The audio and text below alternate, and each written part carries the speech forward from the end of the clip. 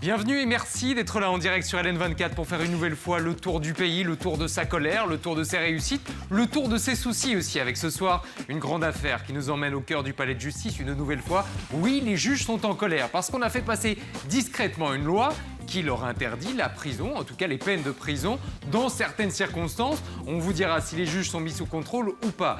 Nous parlerons aussi ce soir de Georges-Louis Boucher qui fait l'objet d'une pétition.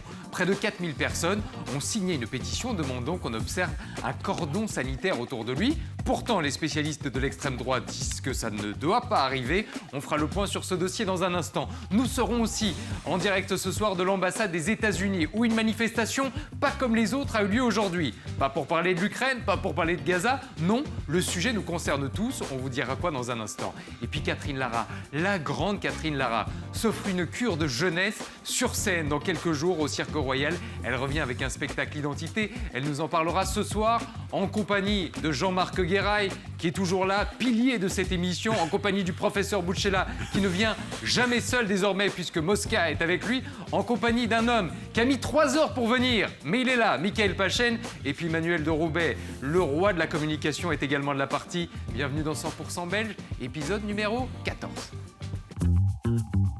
C'est pourri, gamin! Je viens de me faire carjacker. Quelle clette se paye. Je vends des cornichons. Enlève la chaise à papy tout de suite! Nos enfants de la patrie. Vous voulez le GPS du jour, il est signé Mickaël Pachen. Vous avez mis quoi, 3 heures de route pour arriver? J'ai fait 3 heures de route pour venir. J'ai expérimenté un truc, Thibaut, il faut que je vous en dise un mot extraordinaire. Je comprends la détresse de ces femmes qui se maquillent au volant au feu rouge. J'ai fait ça, j'ai mis un petit peu de poudre. J'étais ridicule avec les voitures autour de moi. Sur ta tête, la poudre. Oui, évidemment. Voulez-vous que je la mette? Si vous avez des clichés de Mickaël Pachen qui se maquille au volant, n'hésitez pas à nous les transmettre. Évidemment, ce sont des images qui resteront sans doute dans l'histoire. En parlant d'images, beaucoup plus catastrophiques pour le coup, on voulait s'arrêter sur la une de la DH. Vous avez peut-être vu ces pages disant que finalement, il ne fallait plus de mots, que les images suffisaient pour montrer la détresse, la catastrophe qui se joue en ce moment du côté de Gaza. Plus de mots, c'est un principe qu'on pourrait appliquer aussi à ce qui s'est passé aujourd'hui en Belgique. La tombe de Jean Gol a été profané. On était aujourd'hui au 30e anniversaire de sa disparition. On devait commémorer cet événement. Sa fille Déborah s'était évidemment rendue devant sa tombe pour se recueillir. Elle a découvert ce message absolument scandaleux. On peut même montrer l'image de la tombe pour bien voir les mots qui ont été gravés là-dessus. On voit une référence au MR en alléguant ce mot avec la merde. On ne va pas vous citer les détails exactement. Manu, la réaction à chaud ou à froid que vous avez ce soir par rapport à ça, c'est quoi? C'est une réaction de scandale, une réaction de malaise? Qu'est-ce qui vous anime ce soir? Mais c'est le malaise, mais surtout, si vous me le permettez, je vais revenir sur la une de l'ADH.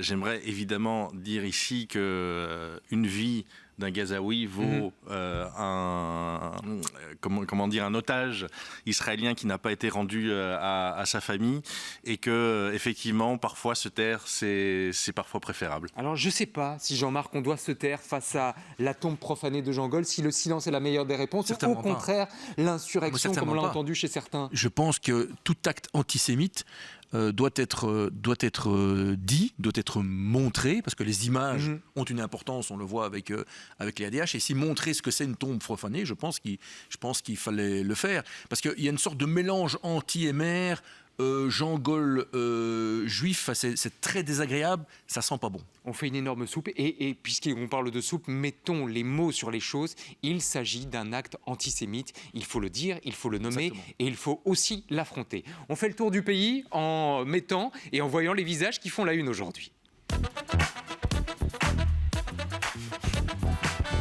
Avec 3 visages qu'on voulait mettre en avant ou que l'actualité nous impose ce soir. D'abord le visage d'Alan, nouvelle victime d'un accident de trottinette. Il a perdu la vie et vous allez voir que ce n'est pas le seul. Annie, placée sur la liste noire des clients de TUI. Elle s'apprêtait à reprendre l'avion pour rentrer en Belgique. Eh ben non, interdiction d'embarquer. Et puis le chat qui secoue nos prés, mais qui secoue toute la Belgique. Il s'appelle Skullcat. Il avait été adopté par toute une école depuis 10 ans, sauf que la bourgmestre n'en veut plus. On vous dit tout dans un instant. Mais d'abord, Le visage du drame, le visage de la tragédie, le visage de la tristesse, c'est celui d'Alan. Alan qui, à l'occasion de son 26e anniversaire, a perdu la vie alors qu'il revenait à trottinette chez lui après avoir passé une soirée avec quelques proches. On a les images du lieu du drame, inutile de rentrer dans les détails, mais on se retrouve une nouvelle fois face à un accident de trottinette qui marque les esprits, qui marque les cœurs aussi, à commencer par le cœur de l'homme qui l'employait, son patron, qui prend la parole dans les colonnes de Sudinfo et qui dit: que dire d'Alan, un mec trop chouette, il connaissait tous nos clients, il avait des petites attentions pour eux, pour les enfants, c'est un choc, il représentait notre magasin. Il avait connu des moments difficiles en étant jeune, mais les choses allaient mieux pour lui. Il avait son travail ici, il venait de se mettre en couple avec une jeune femme par ailleurs. Et ce n'est pas le seul drame qui s'est joué sur nos routes au cours des dernières heures, des derniers jours. À Daverdis, c'est Fabrizio, 15 ans, qui a perdu la vie. Encore un drame supplémentaire. On pourrait aller aussi du côté de Lothaire, où c'est Rosalie qui a perdu la vie. Tout ça en quelques jours, et il y en a d'autres qui malheureusement rallongent la liste. Alors professeur, j'ai pas envie de mêler la science à des histoires aussi dramatiques. N'empêche, est-ce qu'il y a des moments dans l'année où effectivement les morts sur les routes sont plus nombreux pour des raisons qui nous échappent peut-être? Oui, mais vous avez à 100% raison, parce qu'en fait, on est au plein cœur du moment, entre guillemets, le plus mortel de l'année sur les routes. Et ça, c'est because on est à l'équinoxe d'automne. Et donc, en fait, c'est pour ça que j'ai pris une petite balle, pour expliquer le bazar. Donc, à l'équinoxe d'automne, c'est le moment où le soleil tape pile poil au zénith à l'équateur. Donc ça veut dire que si vous êtes à l'équateur, vous avez le soleil exactement sur votre tête. Vu que nous, on est à 51 degrés nord, le soleil, il arrive à 39 degrés, qui est l'angle complémentaire par rapport à 90. Donc un soleil qui, à midi, est à 39 degrés, cela signifie qu'il fait une course rasante. Et donc, on a le soleil rasant aux heures de pointe, et donc il y a une augmentation. Il y a plus 2 accidents par jour sur nos routes à cause de la lumière rasante. Alors, forcément, il sera encore plus rasant en hiver, mais en hiver, on ne le verra quasi plus, because il fera nuit pendant les heures de pointe. C'est très interpellant ce que vous dites, parce que dans la catégorie des explications, on nous dit c'est la rentrée, et donc forcément, il y a une activité, une agitation qui explique peut-être ce genre de drame. On nous dit aussi les gens sont encore dans l'esprit des vacances et sortent un peu plus que d'habitude avec le retour évidemment du monde en Belgique. Mais là, c'est une explication qui a trait à autre chose et qui se rajoute peut-être à tout ça. En tout cas, elle est particulièrement interpellante ce soir. Merci professeur, parce que sincèrement, c'est la première fois qu'on l'entend. Je ne sais pas si vous aviez déjà entendu ça, Michael. Oui, on a le soleil dans les yeux au mois de septembre et quelque part, on l'aurait encore plus s'il était là au mois d'octobre et novembre. Mais là, il ne sera plus là parce que le matin, quand on prendra la voiture, il fera nuit. Mais je ne connaissais pas les statistiques, mais effectivement, face au soleil qui est face à vous quand vous êtes sur la route, il n'y a pas 36 solutions à part réduire sa vitesse, et je pense qu'on n'a pas forcément ce réflexe. C'est vrai qu'on n'y voit rien dans ces cas-là. Hein. Et peut-être éviter de se maquiller au volant par la même occasion, même si vous en avez fait l'expérience. À l'arrêt au feu rouge. Pour le bien de cette émission, et on vous en remercie. Alors évidemment, tout ça va relancer la question des trottinettes. On a vécu il y a quelques mois en Belgique le drame du petit Fabian. On sait que Jean-Luc Créhuc, le ministre de la Mobilité, a pris la parole en début de semaine en disant « Je réfléchis à l'obligation du port du casque pour les gens qui circulent à trottinette. » Manu, il doit arrêter de réfléchir et maintenant il doit agir. Le nouveau drame qui vient de se produire l'impose. Alors si vous me le permettez, on va juste mettre de côté l'émotionnel avec le tragique accident d'aujourd'hui pour revenir un peu plus de rationnel. S'agissant de Jean-Luc Créhuc qui disait ce matin au micro de notre collègue Maxime Binet qu'il fallait éviter les idées à 2 balles, je le cite, eh bien le port du casque obligatoire serait forcément une idée à tout le moins à 30 € pour les gens qui devraient s'en équiper. Soyons un peu raisonnables. Il y a des études très sérieuses qui sont sorties et qui affirment que le port du casque ne peut en aucun cas empêcher les accidents. Ils peuvent réduire la gravité des blessures. Le casque me fait penser un peu au ski. Vous savez, c'est un peu la même chose. Aujourd'hui, quand vous allez skier, le port du casque n'est pas obligatoire. Et si je dois, moi, donner une seule remarque sur le sujet, c'est le respect du code de la route. Aujourd'hui, on sait très bien qu'en Belgique, un enfant de moins de 16 ans ne peut pas conduire une trottinette électrique. Et je trouve que que ce soit les trottinettistes ou les conducteurs de vélo, il y a le code de la route. Et qu'il doit être respecté par ces gens-là. C'est votre message aussi. ce soir, par le respect des règles. Et si vous voulez en rajouter par après, ce ne sera qu'un sparadrap supplémentaire. C'est en tout cas le message d'Emmanuel ce soir. Deuxième visage au cœur de l'actualité. Ce visage, c'est celui d'Annie. Annie qui, chaque année, part à Tenerife où elle a l'habitude de prendre du bon temps, de prendre des vacances. Et qui pourrait lui reprocher? Sauf que voilà qu'à son retour, au moment où elle s'apprête à rentrer au pays, eh bien, interdiction de reprendre l'avion. Sudinfo nous livre cette info. Pourquoi elle n'a pas eu l'autorisation de reprendre l'avion? Eh bien, à l'origine du problème, oui, je vous assure, c'est ça. C'est ça, on va voir l'image, c'est sa vessie. Oui, parce qu'elle doit aller à la toilette quand elle prend l'avion. Annie, c'est comme ça. Et sur le vol aller, apparemment, elle n'a pas su se retenir et ça a perturbé le personnel qui dit de son côté, parce qu'on a évidemment voulu entendre le son de cloche de Tuy, Madame s'est levée pour aller aux toilettes. Un membre du personnel navigant lui a demandé de se rasseoir.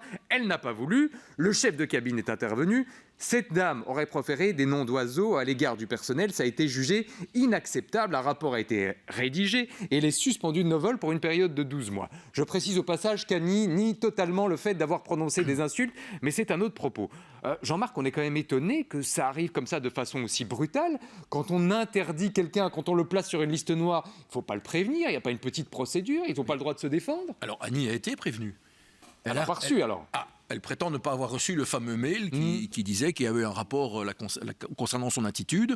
On n'était pas là, donc on ne va pas juger si ça a eu lieu ou pas, mais il y a un fait que le TUI a établi ce rapport avec des témoins qui étaient dans l'avion, et donc elle est, entre guillemets, suspendue pendant 12 mois. C'est où elle n'a pas pris connaissance, où elle n'a pas reçu le mail, ce que j'ai un point d'interrogation, où elle n'a pas compris le mail, parce que quand on lit bien ce qui s'est passé, le fils a donc dû trouver un autre avion un peu plus tard sur une autre compagnie, oui. Et il a quand même dit à sa maman, si tu pouvais empêcher d'aller à la toilette pendant que tu ne peux pas, pendant qu'on te dit de ne pas y aller, il y a quand même des règles. Il y a quand même des règles. Annie dit, moi j'ai une petite vessie, j'ai des problèmes de vessie, je ne sais pas faire autrement. Alors je ne vais pas rentrer évidemment dans ses problèmes personnels. Tu peux y aller avant ou son bilan médical. Quand c'est permis, pas juste au moment où on te dit que tu dois plus y aller. On se dit juste, Mickaël, que c'est peut-être un peu hâtif. Elle aurait pu prendre le vol retour et on aurait pu la suspendre après, parce que là, elle était quasiment coincée à Tenerife pour le coup. C'est un peu l'excessif. Mais il y a des règles,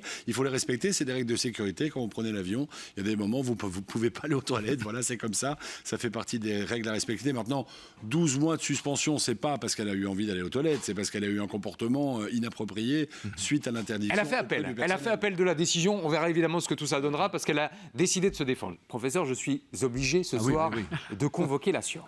Ça m'intéresse. Parce que cette histoire de vessie, ça nous perturbe quand même.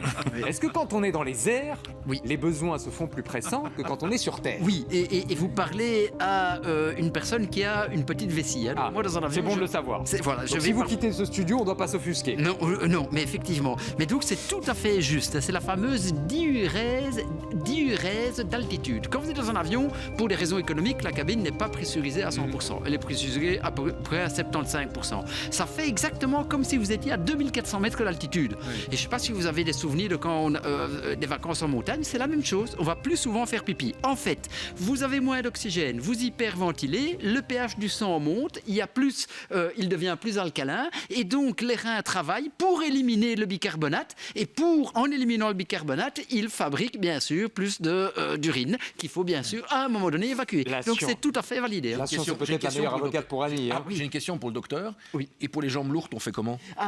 Alors pour les jambes de Lourdes, il vaut mieux aller prier à Lourdes. Alors là, on met des bas de contention. Les fameux bas de contention. Les fameux bas de contention, c'est que moi, même pour prendre un TGV à Paris, je les mets. Petite nature peut-être, mais prévoyant. Je précise, Jean-Marc, Mickaël, Manu, que le professeur reçoit en consultation privée après 19h30, une fois l'émission terminée. Il y a les oreilles aussi. Si vous avez des petits problèmes, les oreilles, la vessie et le reste, tout ça, il s'occupe de tout. J'ai 2-3 questions quand même. Troisième visage au cœur de l'actualité, ce visage, c'est celui d'un chat. On l'appelle Skull Cat. Et pour cause, évidemment, il appartient depuis des années et des années, ce chat, à une école de Nopré qui va en être privée. L'info est tombée, elle a stupéfait tout le monde. Apparemment, Skull Cat va devoir quitter l'école qu'il héberge depuis près de 10 ans.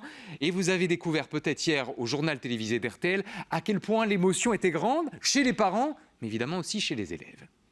On ne met pas un animal comme ça, du jour au lendemain, dehors. Je regrette, c'est la mascotte de l'école. Quand j'étais chez moi, j'ai pleuré un peu, oui. Tout ce qu'il veut, c'est qu'on s'occupe de lui. C'était ça, sa maison, cette école rénovée depuis à peu près 1 an du côté de Neupré. On se demande quel sera son domicile dans quelques jours. Et Mickaël, vous allez nous aider à y répondre. Mais juste avant, je voudrais qu'on lise les propos de la bourgmestre, parce que c'était elle qui est à l'origine de cette décision. Qui le nourrit ? Qui le vaccine ou qui le suit chez le vétérinaire? Qui va payer? Est-ce que c'est les parents sur base d'une collecte?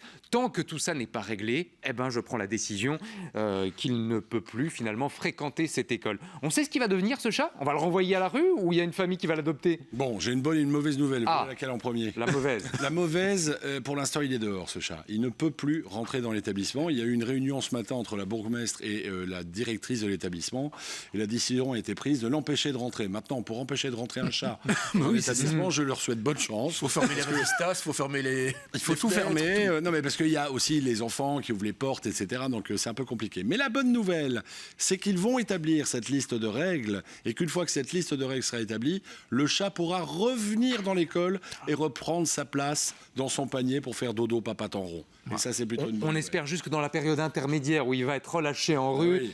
Je ne vais pas dire qu'on ne souhaite jamais le pire, mais qu'un drame ne va pas se produire. Pendant ce temps-là, il y a Mosca, le chien de Fabrizio, qui est en train de détruire le studio. Mange les câbles. Si à un moment donné, vous avez le signal coupé à la maison, ne vous étonnez pas, c'est la faute à Mosca. Professeur, vous indemniserez évidemment la chaîne et merci d'avance pour ça. En attendant, il est l'heure de faire le tour du pays.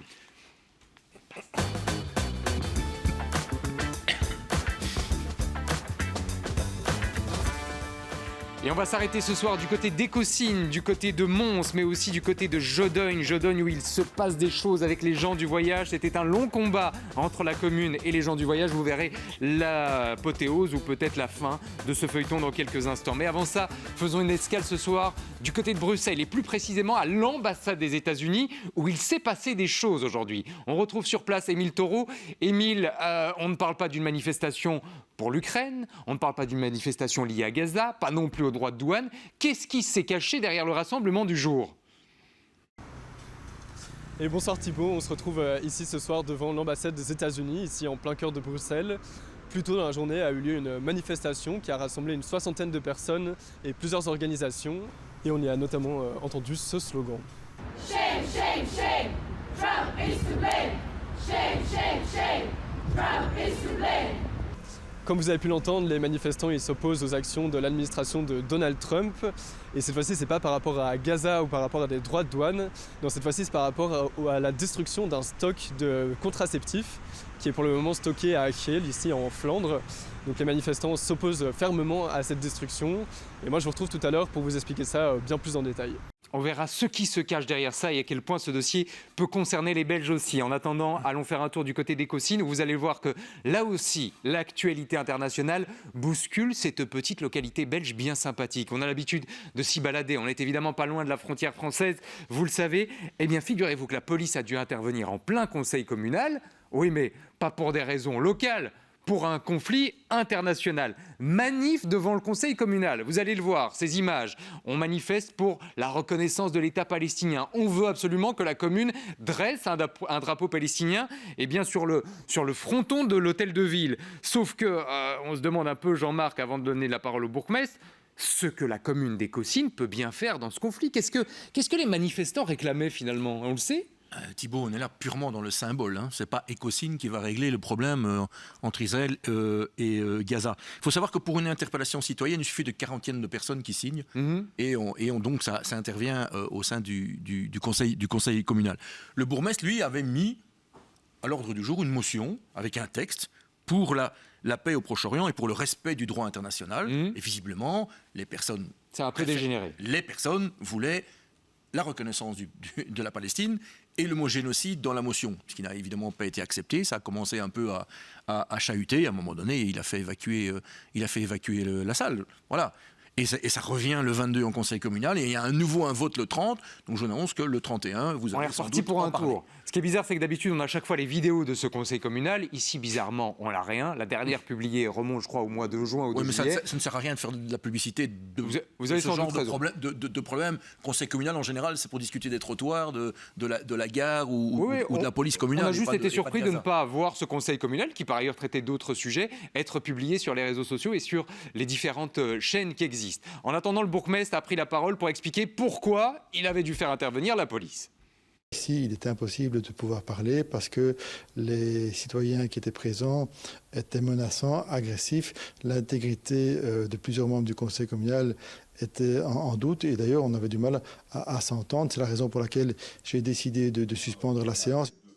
Manu, est-ce que vous êtes un peu fatigué de voir ce genre de thématique, aussi importante soit-elle, débarquer dans tous les conseils communaux de Belgique? Ou vous dites pourquoi pas, c'est le rôle finalement de chaque localité de s'en emparer? Elle ne me fatigue pas, elle m'attriste, elle me désole, parce que c'est l'importation d'un conflit au cœur de la démocratie locale, c'est-à-dire le conseil communal. Et si on en est à devoir faire venir les forces de police pour que les représentants du peuple ne soient plus capables de s'entendre, de discuter, de débattre entre eux, je trouve ça désolant. Parce que le conseil communal, c'est vrai, c'est plutôt la taxe poubelle d'habitude, c'est les problèmes liés aux taxes diverses et variées, aux petits problèmes locaux. Voir Gaza subitement faire immersion dans ces débats communaux, on est un peu surpris. Vous qui connaissez très bien la région, Mickaël, vous entendez qu'on parle beaucoup de ça autour de vous? Non, pas spécialement. On en parle plutôt comme tous les sujets d'actualité qu'on peut aborder dans un bistrot, dans des lieux publics ou bien même en famille. Ce genre de choses, je ne suis pas sûr que ça ait vraiment sa place non plus dans un conseil communal, parce que ça empêche les vrais travaux communaux d'avoir lieu, même si on le répète, le sujet est extrêmement grave. Mais voilà, nous on voit ça aussi de notre point de vue d'Européens aussi, il ne faut jamais oublier. Donc on a chacun un avis sur tout. C'est un peu compliqué. Puis quand on donne son avis et qu'on choisit un camp, forcément on se fait détruire par l'autre. Et ça, c'est compliqué de traiter du sujet déjà dans la vie de tous les jours. Alors au conseil communal, j'ose même pas en parler. Et comme disait Jean-Marc, quoi qu'il arrive, ce ne sera purement que du symbolique si d'aventure on prend des mesures, que ce soit évidemment à Écossyne ou ailleurs. Deuxième arrêt ce soir, nous allons du côté de Mons avec une grande nouvelle. Vous savez qu'à Mons, chaque conseil communal est particulièrement animé avec d'un côté le bourgmestre Nicolas Martin, de l'autre son meilleur ennemi ou son moins bon ami Georges-Louis Boucher. Chaque conseil communal donne lieu à une passe d'armes entre les deux et ça n'a pas manqué encore cette semaine. Mais ils se sont peut-être mis d'accord sur une chose. Un miracle a eu lieu. Un sujet va les rassembler, il va y avoir de l'eau potable, de l'eau gratuite à Mons. Proposition faite d'ailleurs par un élu écolo qui veut des fontaines un peu partout dans la ville. Il dit que l'accès à l'eau potable est un droit humain fondamental reconnu par l'ONU. C'est un enjeu de santé publique pour prévenir de la déshydratation, la réduction de la consommation d'alcool ou des boissons sucrées. Professeur, ça veut dire que dans toutes les grandes villes, si j'écoute bien ce qu'il dit, le conseil communal, on a l'obligation de mettre de l'eau gratuite à disposition. Minute papillon. Moi, j'attends tout ce que vous voulez. Alors, primo, l'Assemblée générale de l'ONU a, en 2010, reconnu ce fameux droit inaliénable à l'eau potable. Ça a été transposé en 2020 dans une directive européenne qui dit que, dans la mesure du possible, il faut faire. Et la Belgique l'a transposer la directive dans son droit en fonction des régions et des communautés. Mais donc, ce n'est pas une obligation de mettre des points d'eau potable, c'est si on peut, on le fait.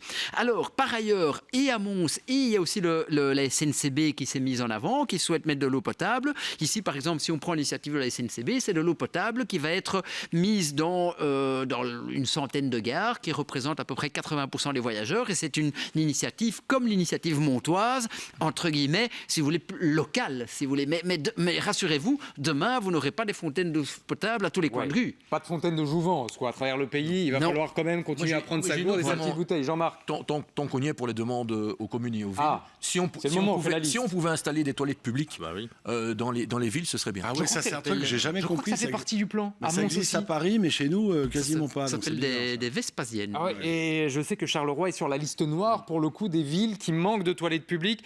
Il y a quand même un truc qui nous étonne. Alors, on se réjouit de ce que vous venez de nous annoncer, professeur, qu'on va peut-être avoir une fontaine d'eau gratuite dans la gare de Mons, mais quand on voit cette magnifique gare, Jean-Marc, qui a coûté quand même au bas mot 480 millions d'euros, on n'aurait pas pu penser à rajouter une fontaine dès le départ. Alors, cette gare, au-delà du coût exorbitant, presque un palais des mille et une nuits, c'est un sketch permanent. Hein. Depuis qu'on l'a ouvert, on s'est rendu compte qu'il n'y avait pas d'eau. Ça, c'est assez récent. On s'est rendu compte qu'il n'y avait pas de banc pour s'asseoir. Ce qu'ils ont une gare est quand même assez étonnant. C'est bailo. Et ils se sont rendus compte aussi qu'il n'y avait pas de passerelle pour les vélos. Donc les vélos qui devraient passer de l'autre côté de la gare, ils sont obligés de faire tout un tour. Il n'y avait pas de passerelle pour faire passer les vélos. Donc voilà. j'ai pas l'impression que l'architecte il a été bien payé, mais il a pas fait tout le taf. Je vais pas vous lancer là-dessus, Manu, parce que j'ai l'impression que voilà, vous avez déjà assez de sujets de discours ce soir. Il est tendu. La Garde-Mont, ça va être la goutte de trop, je crois. Oh, même pas. On y va ? Non, je vais pas parler de la Garde-Mont, je vais parler de ces distributeurs à eau. Ce qui est assez étonnant, c'est qu'en fait, le public s'y désintéresse assez fort. Il y a des études qui ont été menées à Paris durant les Jeux Olympiques, puisque en fait, ces distributeurs d'eau sont une obligation en France. Ça n'est pas le cas chez nous. Et de façon assez surprenante, les gens n'y vont pas pour remplir la gourde, parce qu'en fait, ils n'ont pas peur à proprement dit de l'eau, mais ils ont peur de l'embout, que les gens aient mis leur bouche, etc. Et finalement, ces points d'eau sont assez peu utilisés. Comme quoi, on est assez sensible encore à ces questions d'hygiène et finalement, le partage n'est pas la première des vertus, en tout cas dans ce genre d'endroit. Ouais, c'est clair, Professeur, c'est clair. on vous commande une étude scientifique sur le côté rassurant ou pas de ces embouts pour savoir si on peut y aller ou pas en toute sécurité, en toute sérénité. On peut. En fait, il y a des systèmes. Hein, ça a été Ah, vous étudié. avez déjà l'étude ? J'allais vous la commander, moi. Si vous voulez, il y a des systèmes où vous appuyez sur le bouton et en fait l'embout se trouve sur le côté et il envoie un jet. Ce qui fait que vous pouvez bien sûr poser votre bouche et boire, mais vous n'allez jamais toucher l'embout et vous pouvez remplir la gourde. Ce sont des systèmes qui ont été faits pour, entre guillemets, rassurer les gens qui, comme je suis à 100% d'accord avec le camarade Manu, que si quelqu'un met sa bouche sur l'embout, j'ai pas forcément envie d'avoir ces bactéries buccales. Hein. La Faut science bien est viser pour la incollable. gourde. Ouais, pour la gourde, c'est quand même. La science est incollable. Qu'est-ce que vous fait voulez ? Elle Big avait Bang, déjà anticipé ce problème-là. En attendant, dernière escale en Belgique ce soir, elle nous emmène du côté de Jodogne. Jodogne où, oui, là encore, le calme a été un peu rompu par la présence des gens du voyage. Ça a duré depuis plusieurs semaines. Et voilà qu'on a enfin trouvé une solution, qu'on a réussi à les faire partir. L'occupation concernait un terrain de rugby. Il faut savoir qu'elle a laissé des traces. Un stage pour enfants avait été organisé cet été. Il n'a pas pu se tenir. Autre problème, au-delà du stage pour enfants, il y avait quand même un club de rugby qui avait des activités. Les activités vont enfin pouvoir reprendre, mais le terrain doit être remis en état. Question, Michael, qui va rembourser ce stage pour enfants qui n'a pas eu lieu ? Qui va rembourser ces matchs qui n'ont pas pu être joués ? C'est la commune ?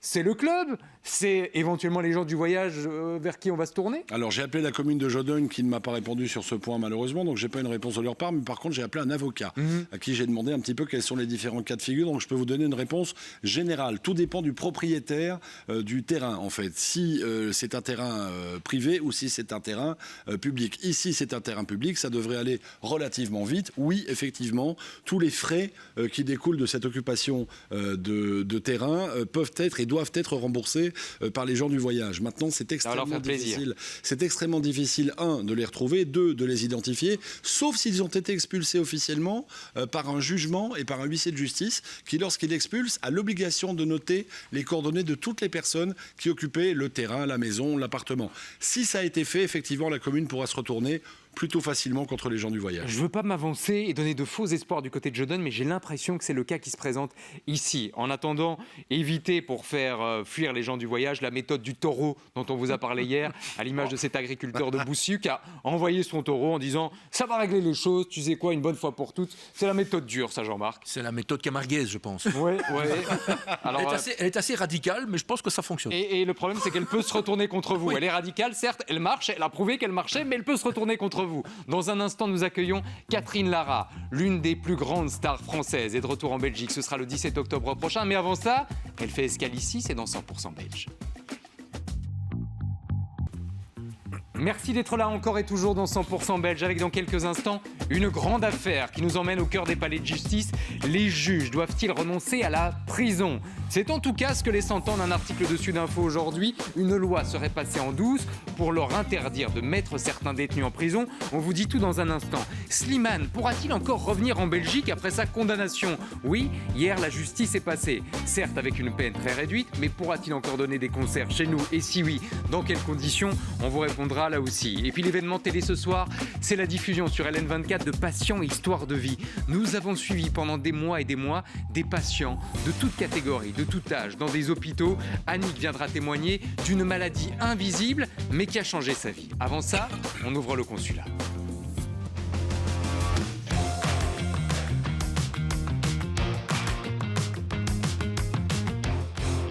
Un consulat qui reçoit ce soir une légende. Cette légende s'appelle Catherine Lara. Depuis plus de 30 ans, presque 40 ans, nous avons suivi sa carrière pas à pas. Elle est de retour au Cirque Royal le 17 octobre prochain et s'offre une cure de jeunesse avec la compagnie Kumo.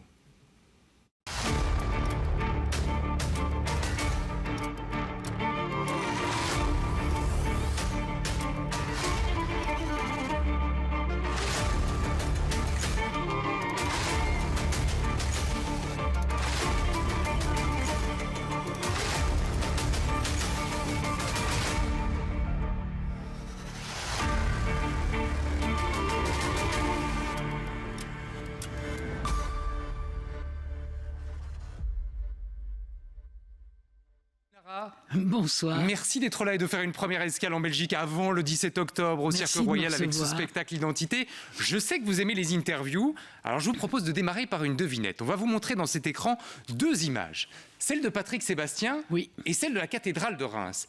À vous de me dire, petite devinette, quel est le point commun entre ces 2 images? Le champagne. Je vais vous dire. Non, mais c'est juste. Le point commun, c'est vous. C'est vous parce que vous avez réussi à réunir la culture parfois plus prestigieuse en jouant, je crois, dans la cathédrale de Reims, et puis la culture populaire. Vous vous êtes rendu sur le plateau de Patrick Sébastien. Ah, c'est chouette. Tout ça pour vous dire qu'on n'a pas été tellement étonné de vous voir avec une jeune compagnie, la compagnie Cumeau en spectacle, tellement tout au long de votre carrière, vous avez eu l'habitude de mélanger les genres, les registres et de casser les codes. Est-ce qu'on se trompe en disant ça? Ben, c'est formidable. J'aime beaucoup le lien très poétique que vous venez de faire. Il est vrai que cette histoire de génération intergénérationnelle, disons, notre voyage entre moi qui viens de fêter mes 80 ans et puis mes gamins qui ont 25 ans, au fond, on s'est aperçu que nos différences nous avaient réunis et qu'on n'était pas si loin que ça. Ni dans l'âge, on a un cœur d'enfant tous les 5. On est très heureux d'être sur scène. On a la même motivation poétique de balancer quelque chose, de donner, d'échanger et de donner nos émotions à ceux qui vont venir. Même s'ils n'avaient pas forcément les références musicales classiques que vous leur avez amenées, mais peu importe. Mais on est à l'opposé. La générosité était la même. Il y a un truc qui nous a surpris, Catherine Lara, dans vos déclarations, c'est que malgré vos années de métier, vous avez encore la trouille, dites-vous, avant de monter sur scène. Ah oui. Comment c'est possible après tout ce que vous avez fait? Mais Dieu merci, j'ai encore la trouille. Je pense que le jour où j'aurai plus peur, c'est là que je vais m'arrêter vraiment. Vous savez, c'est une responsabilité, c'est pas rien de monter sur scène, de savoir qu'il y a des gens qui ont payé leur place pour venir vous voir. Bon, on va jamais être assez beau pour eux. Donc c'est cette trouille de pas être à cette hauteur, parce qu'on se met une hauteur invraisemblable, c'est l'Everest avant d'entrer sur scène. Et on a envie d'être le meilleur possible, de pouvoir donner tout ce qu'on a au fond du cœur, et on a peur de pas y arriver. Donc cette trouille, elle est le moteur de mes émotions et je l'aime. Et vous la gardez précieusement, oui, vous la chérissez je l'adore cette trouille-là. Vous savez qu'ici en Belgique, vous êtes en territoire conquis, vous êtes chez vous. On se demande même, Catherine Lara, si vous ne vous êtes pas trompée de pays. Et si vous n'auriez pas dû demander la nationalité belge, alors on a une question très simple. J'aurais adoré. Qu'est-ce que vous préférez chez nous? On a 3 propositions à vous faire. 1, le Waterzooï. Je sais que vous avez un petit faible pour le Waterzooï. Deuxième chose, le Cirque Royal, que vous foulerez une nouvelle fois le 17 octobre prochain. Ou la 3e proposition, elle est plus émotionnelle sans doute, c'est Morane, à qui vous êtes intimement lié pour la vie. Bah, ce sont avant tout, c'est d'abord Morane. Et puis, j'ai une tendresse infinie depuis longtemps pour la Belgique, parce que les Belges m'ont aimé dès le départ. On avait quelque chose à échanger ensemble. Parfois, vous me faites penser aux Québécois. C'est un pays où je vais aussi depuis 40 ans, où je trouve une convivialité qu'on a un peu perdue. À Paris particulièrement et en France, on aurait besoin de venir prendre quelques leçons. Je ne suis pas en train de vous passer une couche de Nutella ou de pommade, mais je le ressens très profondément. Ici, aujourd'hui, j'ai passé une journée extraordinaire à faire des radios, des télés. Je suis fatigué parce que c'était dingue, c'est depuis 8 heures ce matin, mais tout ça dans une gentillesse. Vous savez, comme la gentillesse, c'est pas un mot cucu, c'est un mot qui me touche profondément le cœur. Et je vous le dis sincèrement, on a des bons agents immobiliers dans la maison, donc s'il vous faut trouver un petit logement, trouvez-moi une maison, un petit pied-à-terre, il n'y a pas de problème. On sait évidemment sortir ce qu'il faut. Mais alors, on reparle de Morane 2 secondes, parce que Morane, vraiment, alors, on va faire plus la plus belle voix du monde pour moi. On va l'écouter et vous écoutez avec elle. Petit souvenir, vous étiez ensemble sur scène. Et les torchères, les grues Patrac,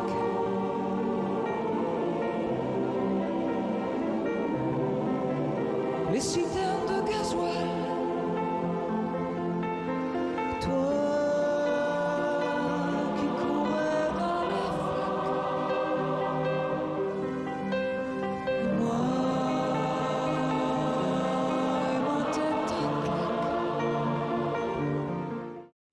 Quand on revoit cet extrait, on a l'impression que Quel vous êtes sur la artiste. même fréquence. Oh. Sa voix, votre instrument, Oh oui, on a l'impression vraiment. qu'il y a une harmonie plus totale. On peut pas. J'avais fait un spectacle avec 2000 choristes, avec Morane, toutes les deux. Quelle voix merveilleuse. J'ai toujours beaucoup de chagrin de ce départ. C'est quelqu'un qui me manque. On voit ces 2000 choristes qui sont avec vous sur scène, avec Morane, et on repense à cette phrase que vous prononcez, que vous avez prononcée, « j'ai été agoraphobe ». On se demande comment c'est possible que l'artiste que vous êtes, qui a rempli des salles avec des milliers et des milliers de personnes, ait eu parfois ce mal de la foule, ce mal du contact social. Est-ce que c'est quelque chose dont vous êtes guéri aujourd'hui? Oui, mais la foule, je l'aime quand je la regarde comme ça, de haut, sur scène. Mais quand je suis dedans, j'ai un petit côté, c'est pas agoraphobe, c'est finalement plus claustrophobe. J'ai une espèce de claustro quand je suis toute petite et quand il y a plein de monde autour de moi, je manque d'air. Et là, j'aime tellement que le monde soit là et j'aime le monde, mais voilà, il faut que je puisse être comme les chats, vous savez, ils aiment être perchés comme ça. Alors, je ne sais pas si elle vous a guéri de votre agoraphobie, mais il y a quelqu'un qui compte évidemment énormément. C'est peut-être la personne la plus importante de votre vie. C'est Samantha, votre compagne. Oui. Qu'est-ce que cette rencontre a changé et en quoi la Catherine Lara d'aujourd'hui est différente de la Catherine Lara d'avant Samantha? On vient de fêter nos 30 ans de vie commune, c'est magnifique. Je suis prête à renouveler le bail d'ailleurs. On reste dans l'immobilier, c'est très bien. On reste dans l'immobilier, encore 30 ans. Bon, elle a changé ma vie parce que c'est en quelque sorte l'amour de ma vie. C'est quelqu'un qui m'équilibre et qui me donne des sentiments, des émotions, du bonheur. Et avec qui vous avez aussi découvert la fidélité absolue. Voilà ce que vous disiez à Paris Match. Ne pas être fidèle voudrait dire qu'il reste de l'espace pour quelqu'un d'autre. Je crois au bonheur de la fidélité. Il y a une autre fidélité. Il y a celle évidemment à l'égard de Samantha, mais il y a une fidélité à un instrument qui vous est cher et auquel vous êtes fidèle depuis près de 10 ans maintenant.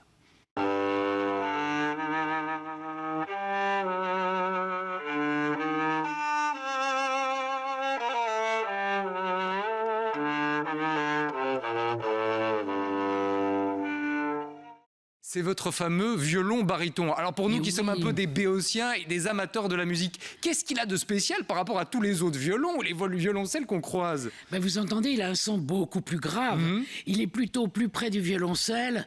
Il est entre le violoncelle et l'alto. Il est accordé, pour ceux à qui ça veut dire quelque chose, l'octave au-dessous du violon. Le violon, c'est la chanterelle, c'est très aigu. C'est très aigu, trop aigu pour moi. Moi, j'aime les sons ronds, un peu comme j'ai la voix grave. Donc, je trouvais que je chantais mieux avec mon baryton qu'avec mon violon. Je l'ai fait fabriquer par quelqu'un qui l'a fabriqué pour moi.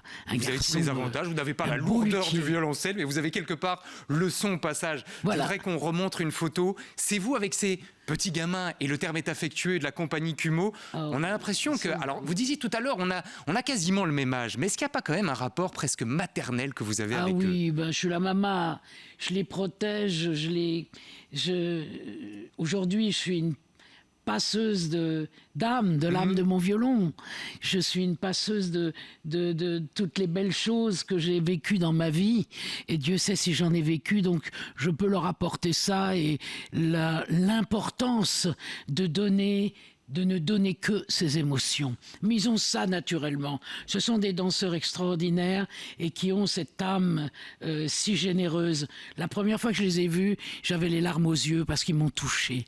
C'est rare d'être touché par la danse comme ça, à ce point. Oui, et c'est votre producteur qui vous avait, entre guillemets, forcé à aller les voir, et il a bien fait, vu le résultat de ce spectacle. On ne va pas rentrer dans les détails de votre vie privée, et vous nous arrêtez si on va trop loin, mais on sait que vous n'avez jamais été maman, c'est un choix, vous auriez pu le devenir. Est-ce que vous le devenez quelque part à travers eux ? Mais je n'aurais pas été une très bonne mère. Je crois tellement qu'il est important de mettre un enfant au monde. Je crois surtout qu'il faut le faire si on peut vraiment s'en occuper, si on peut être là pour apporter, pour aider, pour l'éducation d'un enfant. Ça me semble tellement important. Moi, je suis un papillon, je vole dans tout azimut. Donc j'aurais pas été une très bonne mère et je suis très contente de ne pas avoir d'enfant. Mais on ira voir quand même la Mama le 17 octobre au Cirque Royal, le spectacle avec la compagnie Kumo qui s'appelle Identité. Merci Catherine Lara. On va se quitter avec un petit plaisir personnel, La Roqueuse de Diamants, parce qu'on a envie de se le remettre dans les oreilles. C'est une chanson qui nous a accompagnés toute notre vie. On vous dit à très bientôt et rendez-vous le 17 octobre. Merci de votre accueil.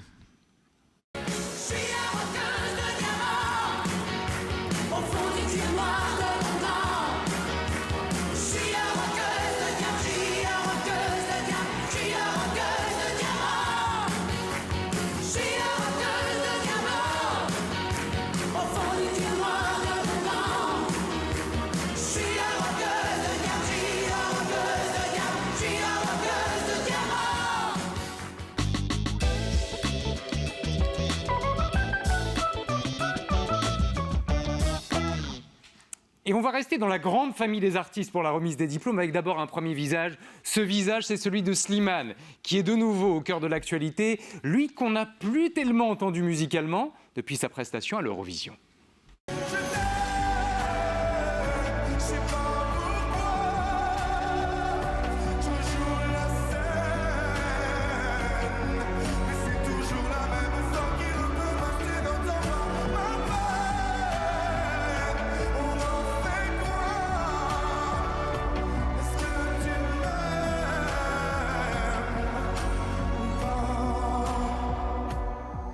Et hier, on a donc appris sa condamnation pour harcèlement sexuel. L'info a été évidemment partagée par tous les médias. L'autre plainte, et c'est important, pour agression sexuelle et tentative d'agression sexuelle n'a pas été retenue, faute d'éléments suffisants. Jean-Marc, question très simple. Est-ce qu'avec cette condamnation qui, désormais, lui colle un peu à la peau, il va pouvoir venir en Belgique comme si de rien n'était, continuer des concerts comme si de rien n'était, ou tout ça va être un peu encadré ? Il peut venir. Il peut continuer à faire son métier, mais c'est aussi votre droit de ne pas y aller parce que vous avez été choqué par sa condamnation. Je rappellerai que quand il y a eu, cette affaire est sortie, il y a eu une fronde d'une série de techniciens qui ont voulu boycotter et qui ont entre autres boycotté certains de ces concerts. Donc je suppose que son entourage va désormais quadriller tous ceux qui vont travailler avec lui et que ce sera moins simple pour lui de changer régulièrement de technicien. Et même sa comparse Vita avait été un peu éclabousée à l'époque, puisque certains de ses concerts où il était présent, effectivement, s'étaient déroulés dans des conditions un peu particulières. Manu, il y a quand même quelque chose qui ne peut pas laisser indifférent, c'est on paye 10 000 € d'amende et puis basta, on passe à autre chose. Alors, première chose, les 10 000 €, ça n'est pas lié au statut de Slimane. C'est une peine de justice. Ça aurait été vous, ça aurait été moi, ça aurait été... On aurait payé la même chose. 10 000 €. Donc ça, c'est une première chose qui est important de dire.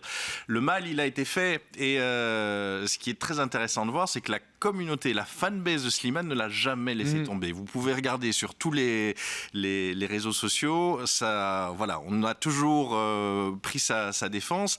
Et je vais dire, ce qui fait son bonheur, c'est que c'est un garçon avec un garçon. Alors, très clairement, ça l'a un peu mis à mal, surtout à cause de ses convictions religieuses. Mais forcément, si ça avait été un homme avec une femme, la perception aurait été différente. La perception de l'agression sexuelle aurait été différente. Ici, très clairement, la justice a conclu qu'il n'y avait pas eu de violence physique, donc c'est-à-dire que le viol n'a pas été retenu, et c'est-à-dire que des comportements un peu graveleux et insistants dans un cadre professionnel, voilà, aux yeux du public et de ses fans, la perception aurait été différente, pas forcément la condamnation, que ce soit un homme ou une femme, sans doute que la condamnation aurait été pareille. Deuxième visage pour cette remise des diplômes, ce visage, c'est celui de Georges-Louis Boucher, le président du mouvement réformateur qui fait l'objet d'une pétition qui a déjà été signée par près de 4500 personnes qui demandent qu'on applique désormais un cordon sanitaire autour du président du MR en raison des propos qu'il tient, en raison de son entourage, de certaines de ses pratiques.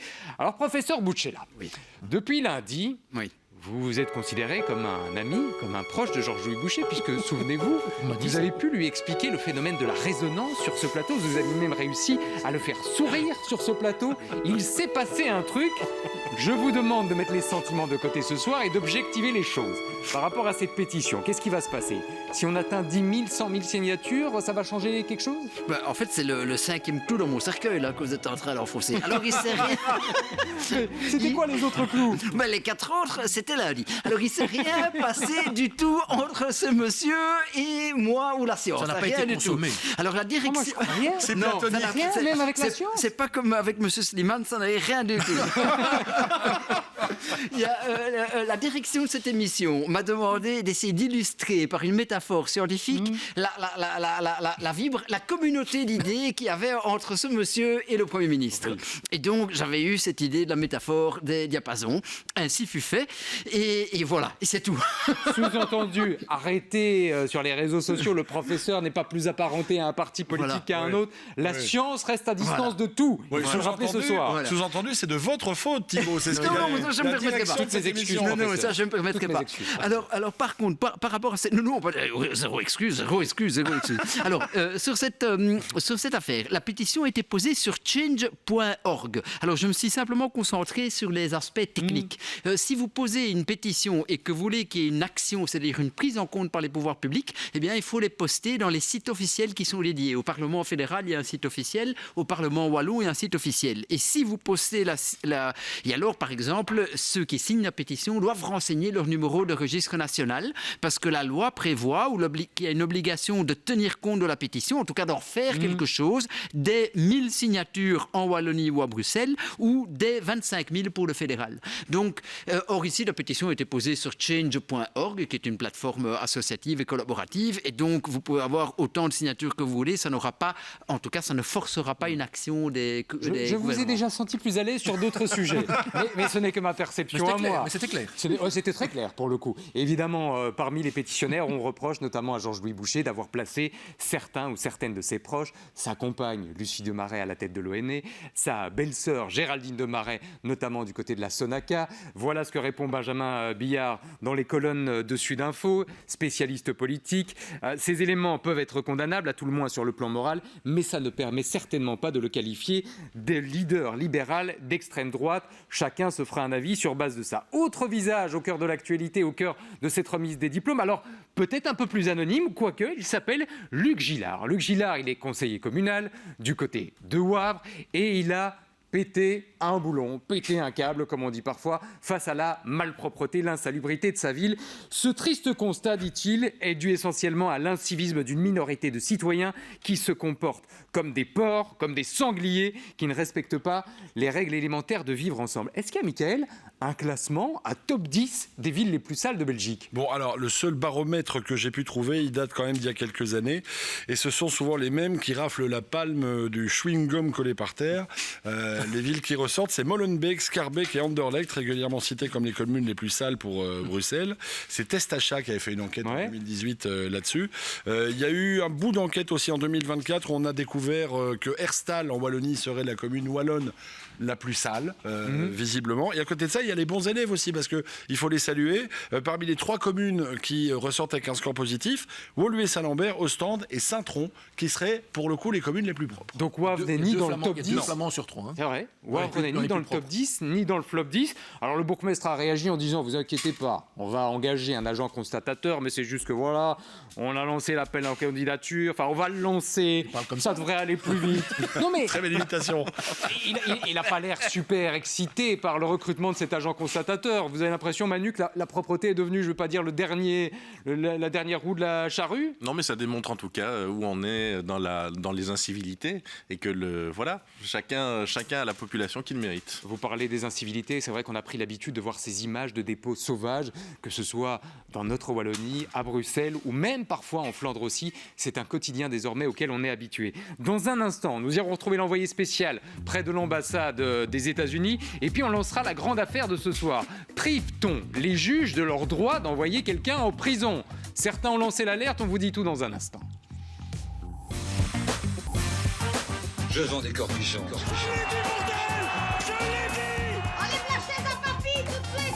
Allons enfants de la patrie.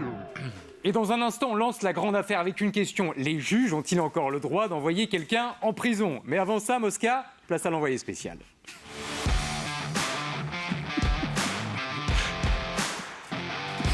Oui, si vous voyez de temps en temps un chien qui passe, c'est normal, hein, professeur. Faut pas s'inquiéter. Tout va bien. Tout va bien. Parfois le soir, je suis un peu fatigué. Oui, mais je comprends. On l'est déjà nous aussi, et ça fait qu'1h30, même pas. Allons du côté de l'ambassade des États-Unis où nous attend ce soir Émile Taureau. Il s'est passé des choses du côté de l'ambassade. On a manifesté, pas pour les raisons qu'on croit. Tout ça est lié, Émile, à des contraceptifs qu'on voudrait détruire. On se retrouve donc devant l'ambassade américaine où a eu lieu cette manifestation plus tôt dans la journée. Alors pour comprendre toute cette histoire, il faut revenir un petit peu en arrière. Ici en Belgique, on a un stock de contraceptifs, donc c'est des stérilets ou des contraceptions pour hommes d'une valeur de 10 millions d'euros. Et l'année dernière, quand Donald Trump décide de supprimer tous les programmes d'aide humanitaire américains, donc les fameux programmes USAID, eh bien, il décide également de brûler ce stock de contraceptifs. Sauf que ça, c'est jugé totalement inacceptable par de nombreuses organisations. On va les écouter ensemble. Donc on a des organisations internationales de santé humanitaire qui ont proposé de récupérer le stock pour le distribuer eux-mêmes gratuitement. Ils refusent. Donc c'est vraiment un combat idéologique. C'est un combat de principes et de valeurs. C'est ça, il veut nous imposer un modèle où on fait la guerre aux femmes, puisqu'il n'y a pas d'autre mot. Et nous refusons ça. Ik denk dat de Belgische overheid liever. De Belgische overheid heeft hard onderhandeld deze zomer, maar zonder definitief of positief resultaat. De bal ligt nu in het kamp van de Vlaamse regering, omdat er in Vlaanderen een decreet is dat je medicatie niet mag verbranden. En we kijken uit naar, en we hopen dat de minister, Jo Broens, de Vlaamse minister van Omgeving, Jo Broens, zijn woord houdt en alle pistes onderzoekt om te vermijden dat deze middelen zullen verbrand worden. Et donc voilà pour ce qui était des raisons de la mobilisation aujourd'hui. Pour ce qui est du stock, il est toujours basé à Kiel pour le moment et il est bloqué par le fait qu'un décret flamand empêche la destruction de ce type de stock de médicaments. Les organisations, elles, continuent à se mobiliser et elles appellent le gouvernement à ne rien lâcher dans les négociations avec les États-Unis. La Belgique qui tient peut-être tête aux États-Unis, c'est pas tous les jours qu'on voit ça. En attendant, on lance la grande affaire.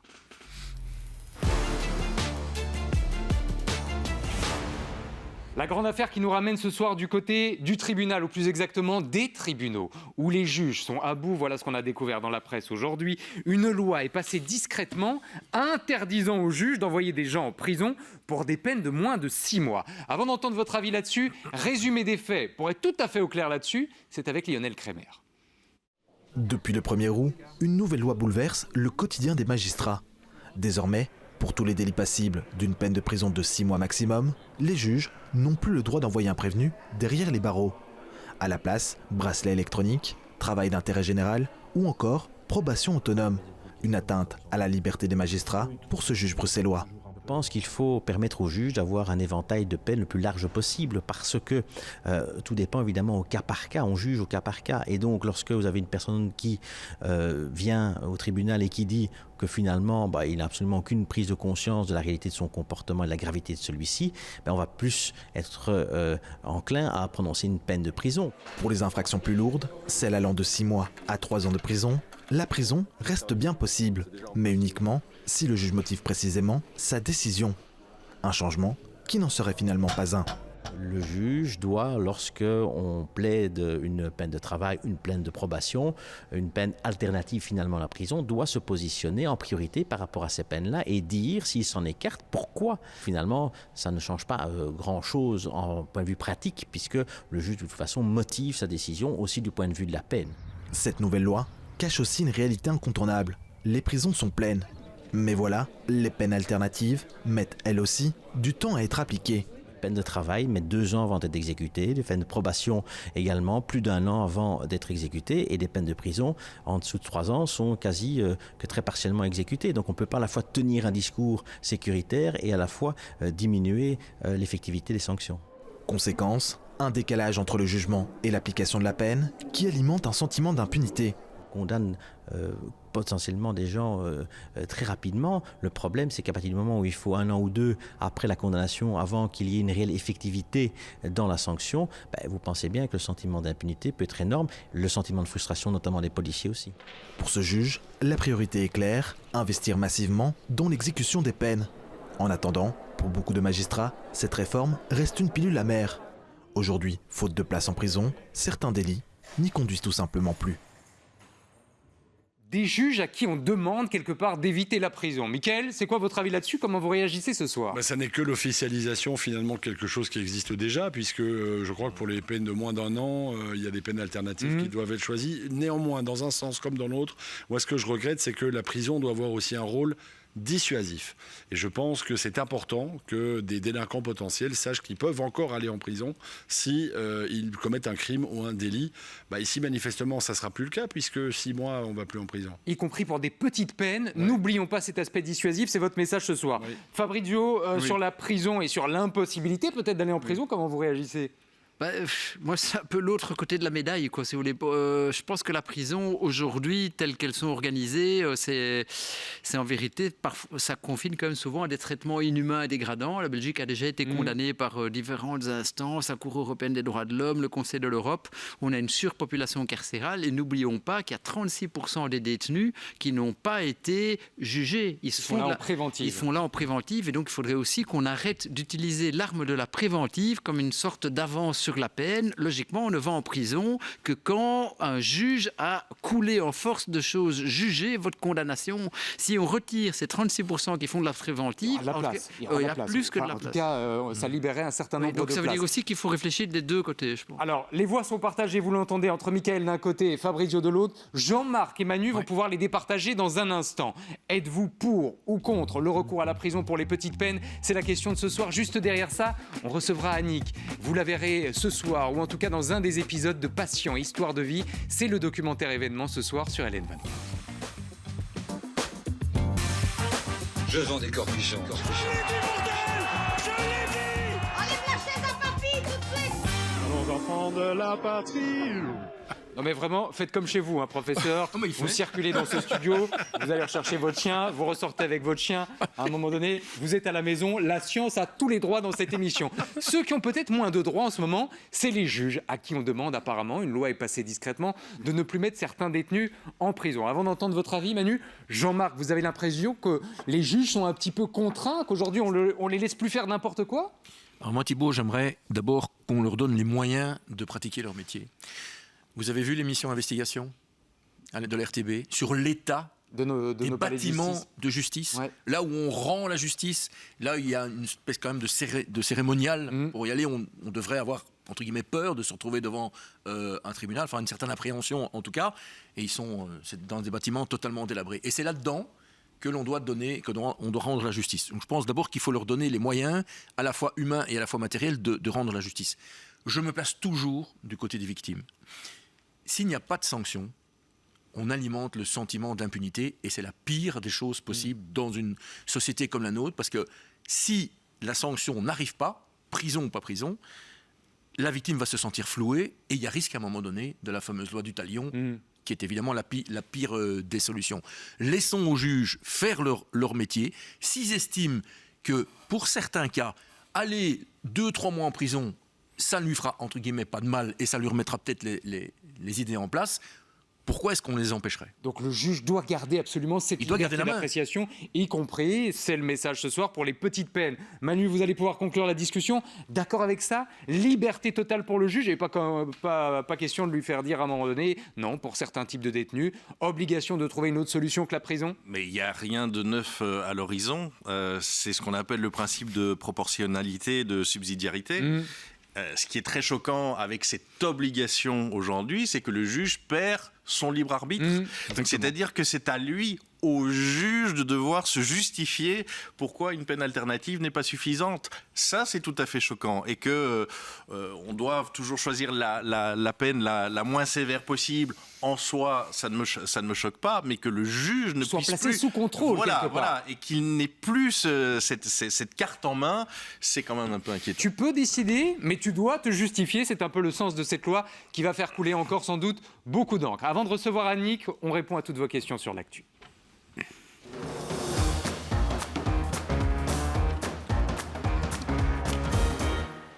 Et on va être très rapide sur ces questions. Professeur, on a vu qu'il y avait de la drogue qui avait été saisie dans des classes de maternelle. Et on nous pose cette question, rassurez-moi, c'était quand même pas pour les élèves, c'était les professeurs que ça concernait.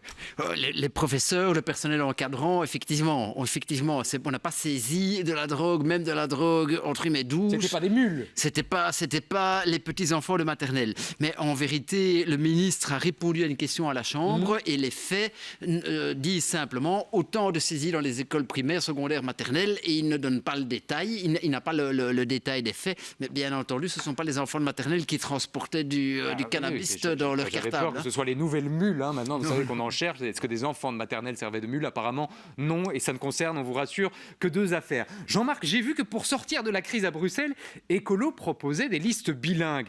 Mais est-ce que ça ne se fait pas déjà, notamment du côté de la famille écologiste peut-être? Je peux reprendre l'expression qu'a utilisée Manu tout à l'heure, l'idée à 2 balles. Ben voilà encore une. Parce qu'ils ont été élus. Et maintenant, ils essayent de trouver des systèmes complètement alambiqués pour la prochaine fois.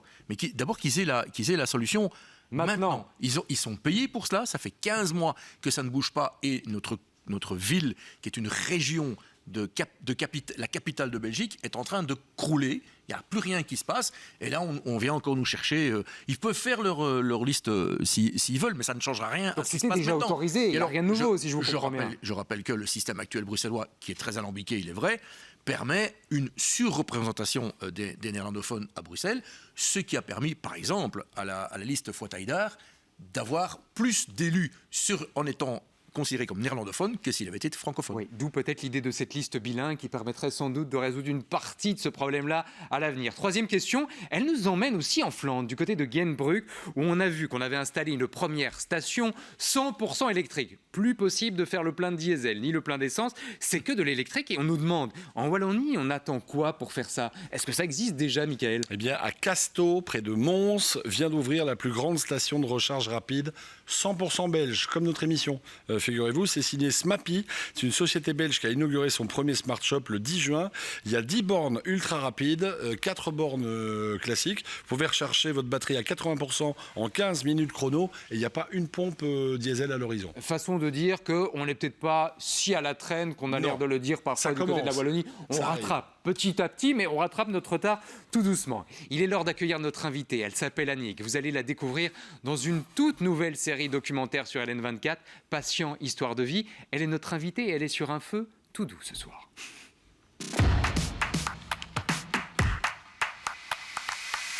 Série documentaire que vous allez découvrir ce soir, Patient, Histoire de vie, qui suit des tas de destins au cœur de nos hôpitaux et notamment de l'hôpital Saint-Luc. Bande-annonce de l'émission qui nous attend ce soir.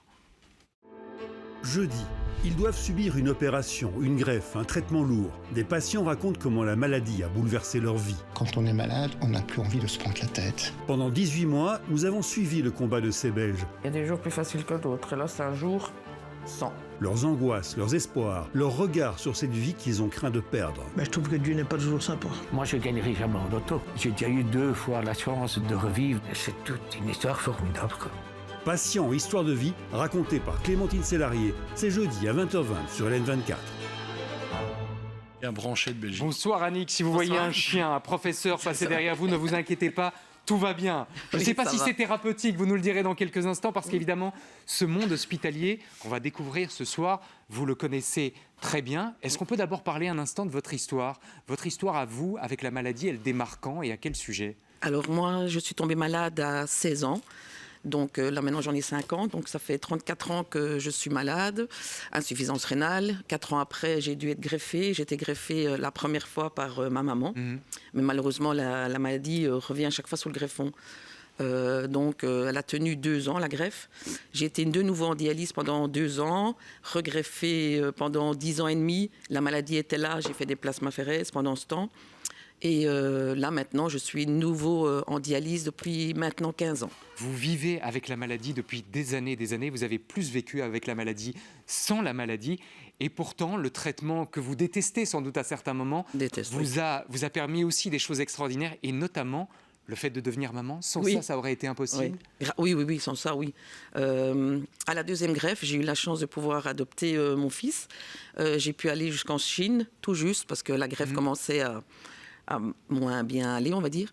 Et donc j'ai eu la chance de pouvoir être maman, qui maintenant il a 18 ans, Et ça aide. Et il est là. Énormément. Et il vous accompagne en coulisses. Oui. Je sais qu'il n'a pas voulu intervenir pour des raisons de discrétion dans le reportage dans lequel on va vous découvrir. On découvre votre destin, mais celui de tas d'autres personnes aussi, dont par exemple Alice, qui elle aussi a démarré son aventure avec la maladie avec des problèmes de reins.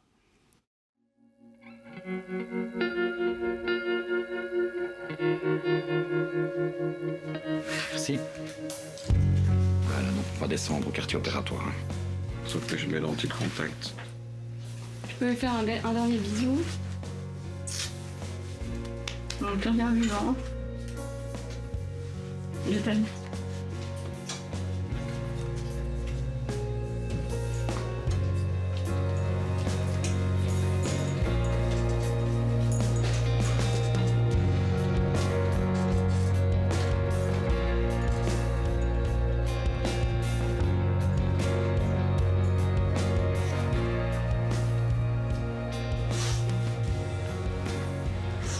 Je veux juste être ce soir et savoir que c'est bon. Je pense pas devoir un jour vivre un truc comme ça, car...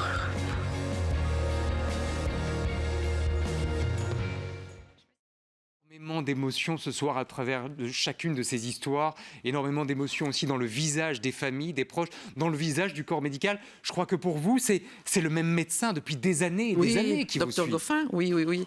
Ah, je l'adore. Oui, ça fait des années, des années, de la famille aujourd'hui. Voilà, c'est ça. Je parle avec lui comme si c'était un ami. Franchement, je peux tout dire quand on va pas bien et tout, et ça nous rebooste même. On voit les appareils, là, à l'écran, on voit cette fameuse dialyse. Oui. On peut dire aujourd'hui, Annie, quel est votre meilleur ami et votre meilleur ennemi en même temps? Oui, je l'appelle mon ange et démon en même temps. Démon parce que je la déteste, j'aime pas être dessus, j'ai mal, enfin ma fistule me fait mal. Et puis, je dis toujours, je perds du temps, mais en même temps, c'est un ange parce que je gagne du temps, parce que grâce à elle, je suis là et je suis en vie. Si elle n'était pas là, je ne serais plus là. Jean-Marc, vous êtes atteint d'une maladie qu'on appelle invisible. Voilà, c'est ça. Est-ce que ce type de reportage que l'on montre, c'est justement pour faire comprendre aux gens de la rue que ce type de maladie, son voisin peut en être tout le monde. Victime et que c'est une vraie maladie qu'il faut soigner très régulièrement et qui est très handicapante? Ben oui, moi je trouve qu'il faudrait que tout Belge ou toute personne devrait faire une prise de sang au moins une fois par an. Au moins, parce qu'on ne le sait pas quand on attrape ça. Oui, on est une fatigue extrême, on peut avoir des nausées, tout ça, mais on ne sait pas. Et c'est vraiment quand c'est la fin qu'on va faire la prise de sang et que c'est trop tard, on ne sait plus rien faire. Donc si c'est prêt à temps, on peut aider et que ça va moins vite, mais une fois que c'est trop tard, c'est... Et ça permet aussi d'éviter tout jugement, parce que de temps en temps, on a tendance à juger uniquement sur les apparences. Votre histoire nous invite à beaucoup plus de recul, beaucoup plus de prudence. J'aimerais vous montrer une image qui fait partie, ou plus exactement, qui ne fait pas partie de votre quotidien. Elle est toute simple. C'est ce verre d'eau. Est-ce que vous pouvez nous dire pourquoi ce verre d'eau ne fait pas partie de votre vie? Ben ça, le verre d'eau, c'est l'île de la tentation. En fait, nous, j'appelle ça comme ça, on peut boire que 500 millilitres par jour de liquide. Donc, tout compris le café, tout ce qui est sur la journée. Donc, on voit un verre d'eau, nous, on a envie de boire tout en un coup parce que c'est l'interdit. C'est très dur, on n'urine pas, donc on ne peut pas boire. Mais ça veut dire que votre quotidien, votre vie sociale aussi est chamboulée. Oui. Vous êtes par exemple avec des proches, avec des amis, interdiction presque de partager un verre, qui est quand même l'élément basique quelque part d'une vie sociale. Tout est calculé, tout. La tête, c'est une calculatrice. On calcule tout ce qu'on fait. Des choses qu'on ne peut pas faire à la dernière minute. On va dire, ce soir, on a fait un resto. Et si j'ai déjà fait des écarts dans la journée, je vais dire, non, moi, ça ne va pas, je ne peux pas. Ou alors, je vais rien boire ou pratiquement rien manger. Ou je mange sec, comme ça, je suis sûre que je peux boire quelque chose. Tout est calculé. Avant de découvrir la suite de votre histoire dans les 4 épisodes dont la diffusion démarrera ce soir, c'est quoi la suite pour vous, Annick? Les prochaines semaines, les prochains mois, c'est quoi? Là, je ne suis pas sur la liste, puisque j'ai déjà eu 2 greffes et chaque fois la maladie revient, donc je ne suis pas. Donc pour l'instant, c'est toujours dialyse, et j'espère faire des choses parce que je suis très, très, très famille. On a une famille super soudée, c'est grâce à ça que je tiens. Donc on fait toujours plein de choses. Là, pour l'instant, on n'a encore rien programmé, mais ça ne va pas tarder, qu'on va faire des vacances ou quelque chose. Et ça m'aide à tenir. Ça permet de voir aussi à quel point les listes d'attente, c'est compliqué. Patient, histoire de vie. C'est ce soir à 20h20 sur LN24. Restez avec nous encore un instant, Annick, parce qu'il y a une info de dernière minute dont on voulait vous parler. Oui. L'info de dernière minute, Emmanuel, je voudrais avoir votre réaction là-dessus. Elle concerne le couple Macron. Brigitte Macron et Emmanuel Macron qui vont aller devant la justice pour présenter des preuves formelles disant Brigitte est bien une femme. On sait qu'elle a fait l'objet de rumeurs les plus ignobles. Comment vous percevez la suite de ce feuilleton? Devoir prouver qu'on est une femme, c'est quelque part le seul moyen aujourd'hui de lutter contre la rumeur? Mais je pense surtout qu'ils auraient dû le faire beaucoup plus tôt. Ça aurait coupé l'herbe sous le pied de tous ces détracteurs. Et si c'est le cas, eh bien, échec et mat, l'histoire est finie. Et ce sera devant la justice américaine en espérant, Jean-Marc, que les théories complotistes ne reprennent pas le dessus. Parce que même face aux preuves, certains ont parfois la dent dure. Je rappelle, Thibaut, qu'en athlétisme, il y a maintenant des tests de genre. Nafitiam a d'ailleurs été très surprise de devoir en subir un pour constater qu'on est véritablement une femme ou pas. Et on laissera ces discussions brutales, ces fake news et tout ça de côté ce soir pour rentrer au cœur de l'hôpital, au cœur de votre vie, au cœur d'autres vies, Annick. Merci d'avoir été là ce soir. Merci beaucoup. On se retrouve à 20h20 sur LN24 dans Patient Histoire de vie. Merci professeur, merci Jean-Marc, merci Manu, merci Mickaël. Merci. Nous on se retrouve demain, même heure, même endroit. Salut.